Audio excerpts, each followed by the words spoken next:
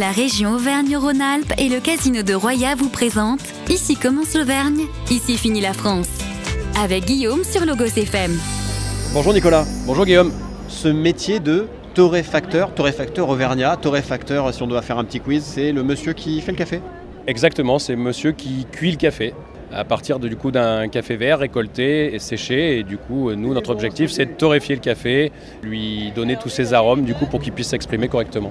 Alors j'avais l'impression d'être un enfant en école primaire. Je viens de découvrir que le café, initialement, le grain de café, était absolument pas noir, mais il était plutôt vert. Plutôt vert, voilà, entre le vert, le gris, le beige, et nous justement on lui rend cette belle couleur de torréfié, principalement robe de moine en règle générale. Alors torréfié, ça veut dire quoi concrètement? Comment on passe d'un grain de café qui est brut, qui est vert, qui n'est pas comestible, à un grain de café que l'on connaît tous, qui est couleur un peu marron, marron foncé? Voilà, et nous en fait on cuit le café à une certaine température pendant un certain temps, pendant le temps de cuisson, pour qu'il puisse s'exprimer correctement. Et nous on est torréfacteur artisanal parce que justement on laisse le temps du café pour qu'il se torréfie en à peu près un petit quart d'heure, 15 minutes, entre 15 et 20 minutes, pour qu'il puisse se torréfier et se cuire lentement, à une bonne température. La main du torréfacteur, et vous apportez quoi concrètement? Sur quoi on va jouer? Sur quoi on va chercher à modifier peut-être des saveurs? J'ai l'impression qu'il y a autant de saveurs que de cafés différents, ou je me trompe? Exactement. Nous en fait on va jouer sur le temps de torréfaction, le temps de cuisson, sur une certaine température plus ou moins importante.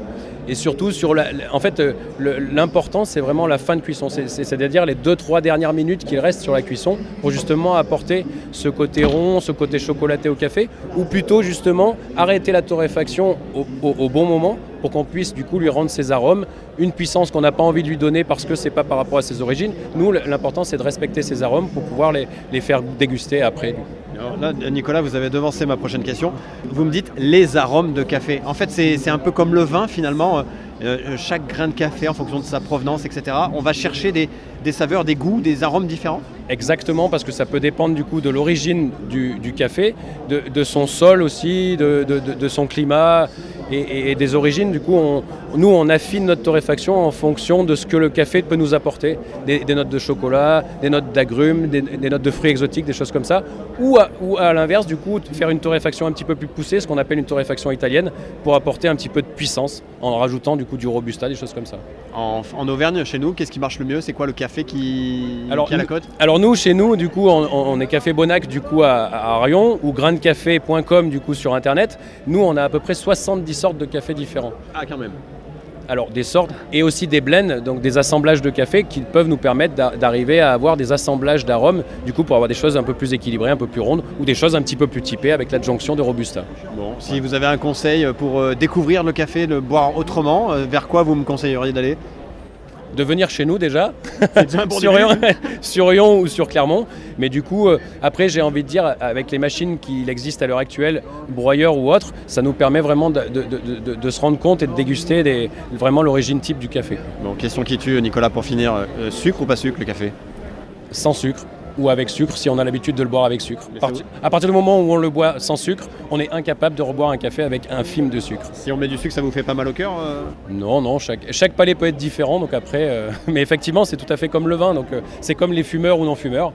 C'est un peu pareil, le palais s'habitue malheureusement à la cigarette, et s'habitue à la cigarette ou pas. Bon à bientôt à Rion alors, Nicolas, avec un petit café, ça fait jamais de mal. Avec plaisir, Guillaume, à bientôt. Voilà, et quant à moi, je vous souhaite une très très belle journée, et tout en bonne humeur sur Logos FM, bien sûr. C'était Ici commence l'Auvergne, ici finit la France. Avec nos partenaires, la région Auvergne-Rhône-Alpes et le casino de Roya.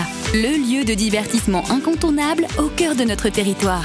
Jeux, restaurants, spectacles, salles de réception. Avec le casino de Roya, donnez une chance à l'imprévu. Jouer avec excès comporte des risques. Appelez le 09 74 75 13 13, appel non surtaxé.